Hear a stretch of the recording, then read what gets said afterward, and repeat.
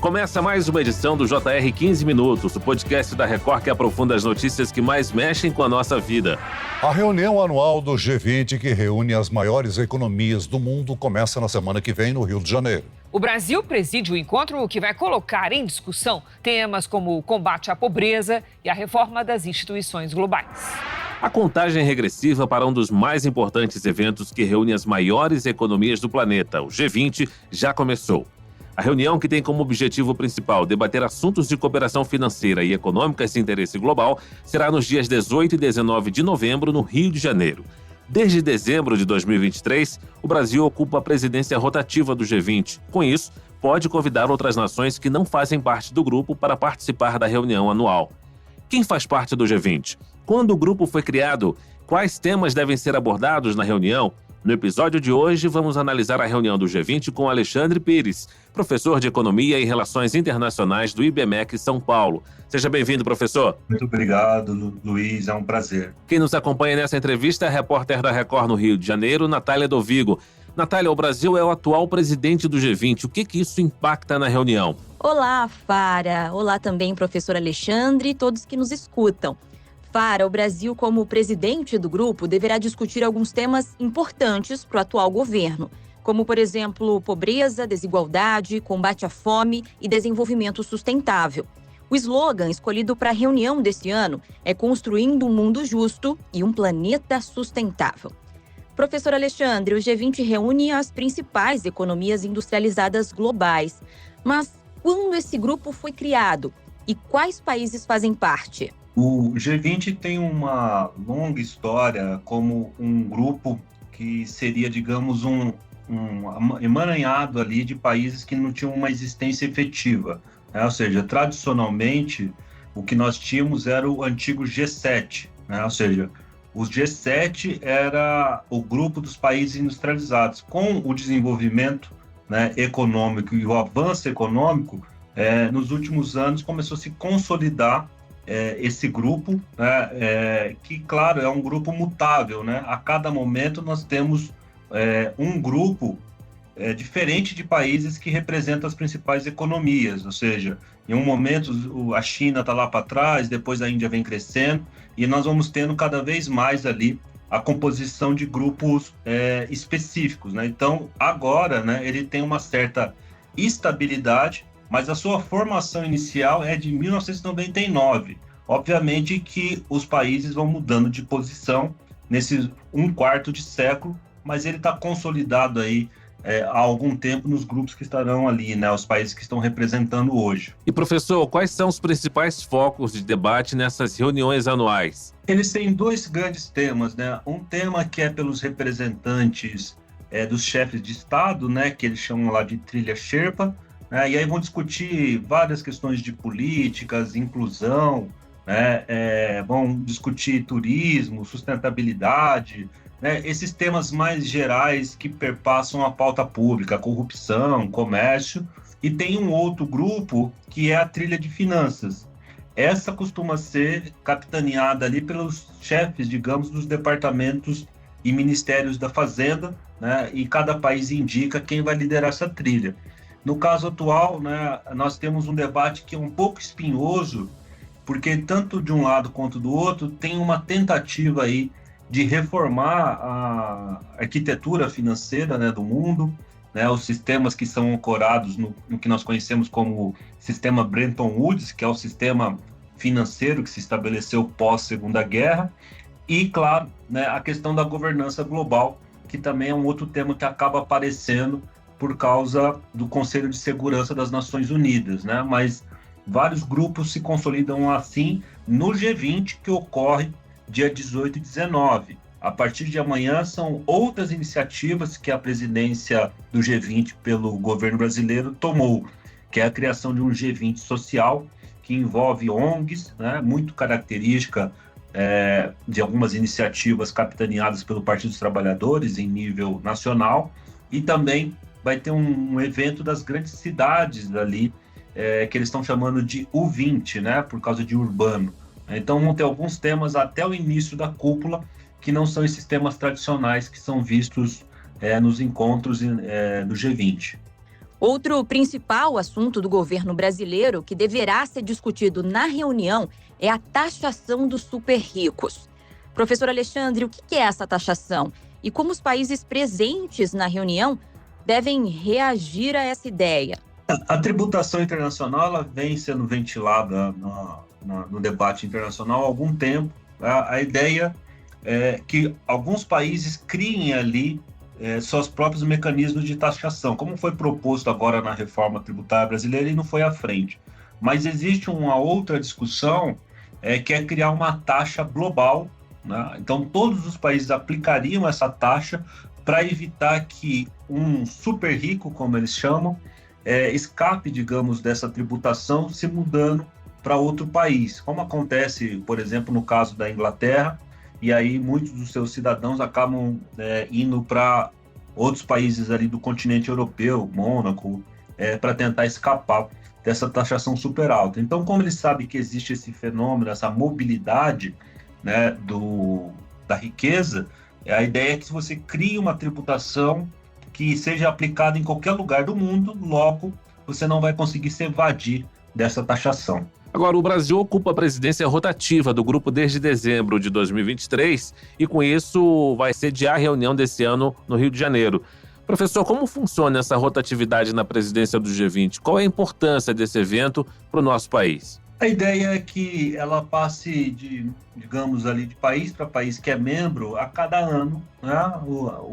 A Índia passou a presidência ano passado para o Brasil, né? Logo após a cúpula, né? E o Brasil fica um ano nessa presidência, onde ele vai definir uma pauta de discussão, onde ele vai indicar o que vai ser debatido por esses países ao longo do ano e que vai se consolidar e se concretizar na cúpula que finaliza a gestão do país. Então, essa cúpula agora que ocorre no Rio de Janeiro, ela encerra, né, a presidência do governo brasileiro do G20 e passa ela para a África do Sul, né, que a partir de 1º de dezembro passa a ser a liderança, né? E depois de mais um ano, né, a África do Sul vai transmitir essa liderança, essa presidência para os Estados Unidos. O G20 é organizado em 2 faixas de atuação.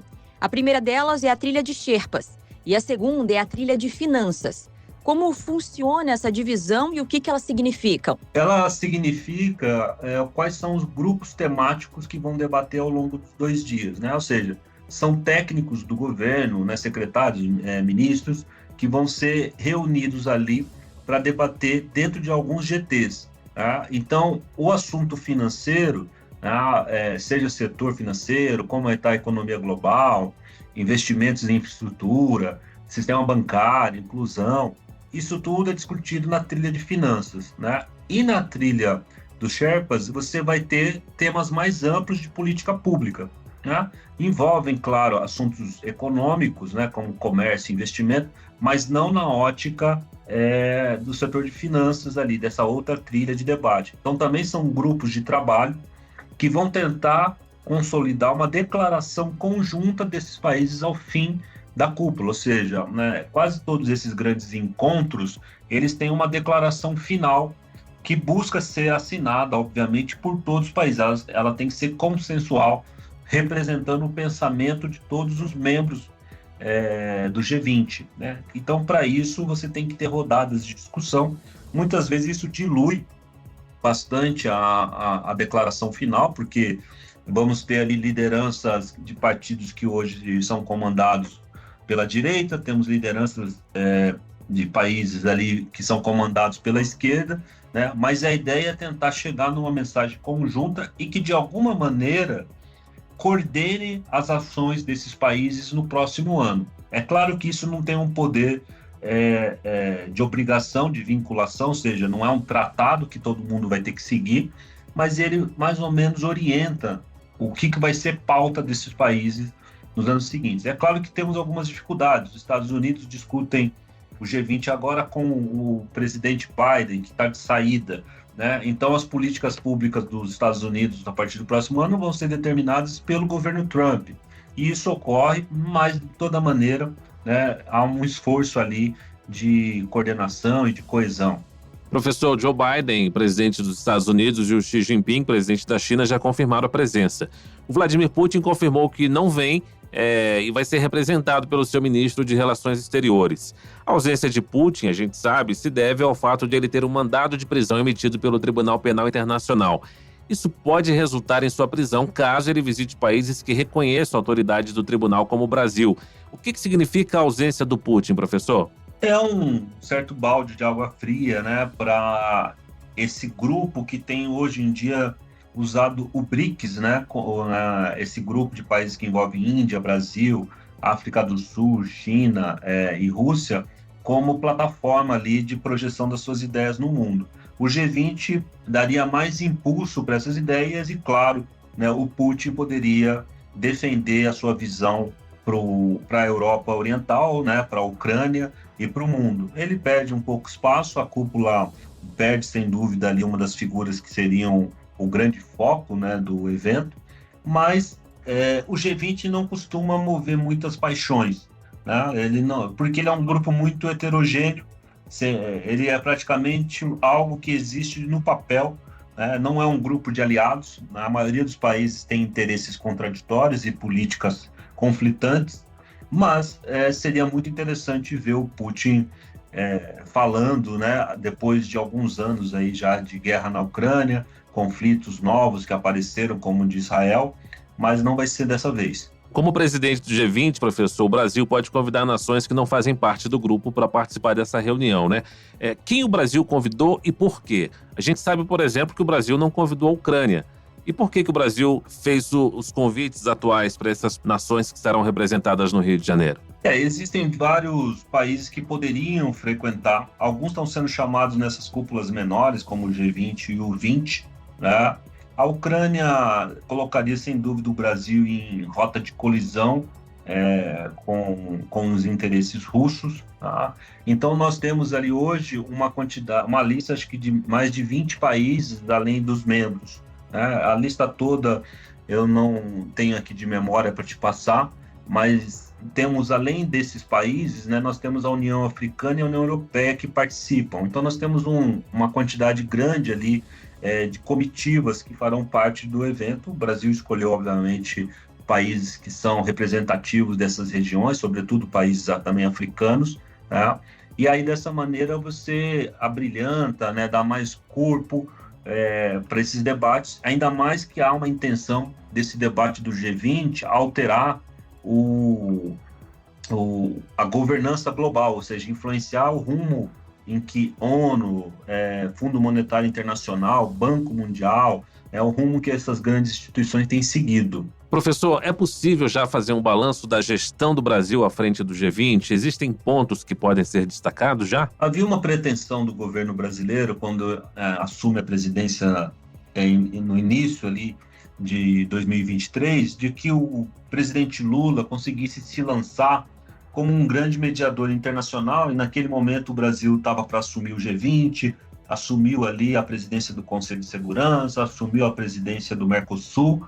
Então havia várias plataformas ali disponíveis para o governo brasileiro projetar sua influência. No final, o mundo acabou atropelando essas pretensões, o Brasil não conseguiu ser uma figura importante no debate sobre Ucrânia e Rússia, apesar de ter tentado. Depois vem a guerra Israel e Hamas, o Brasil é colocado de lado, né? E agora, né, é o que sobrou, né? É o G20, porque dentro do Mercosul também não houve um grande espaço com a chegada do Milei, né, que são os dois grandes países do bloco.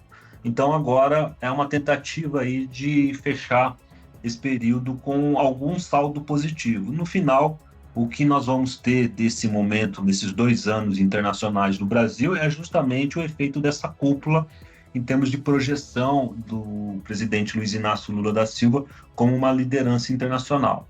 Tudo indica que isso vai malograr, né? Ou seja, o mundo hoje ele tem conflitos tão sérios que as figuras que encabeçam essa discussão são outras, né? É o Xi Jinping, é o Putin, é o Netanyahu, né? Biden, Trump.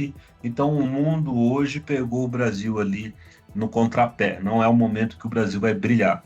Muito bem, nós chegamos ao fim dessa edição do 15 Minutos. Agradeço a participação de Alexandre Pires, professor de Economia e Relações Internacionais do IBMEC São Paulo. Obrigado, professor. Eu que agradeço o convite, uma enorme satisfação, Luiz. Prazer todo nosso. Agradeço também a presença de Natália Dovigo, repórter da Record no Rio de Janeiro. Valeu, Natália. Eu que agradeço, Fara. Obrigada pelo convite. Agradeço também ao professor Alexandre por nos esclarecer tantas dúvidas, né? E agradeço a você que está acompanhando com a gente o podcast. Até a próxima. Esse podcast contou com a produção de David Bezerra e dos estagiários Fernando Russo, Isabela Santos e Yasmin Logrado. Sonoplastia de Diego Marcondes. Coordenação de conteúdo Edivaldo Nunes e Deni Almeida. Direção editorial Tiago Contreira. Vice-presidente de jornalismo Antônio Guerreiro. Você pode acompanhar o JR 15 Minutos no portal r7.com, nas redes sociais do Jornal da Record e nas principais plataformas de streaming. Te aguardamos no próximo episódio. Até lá!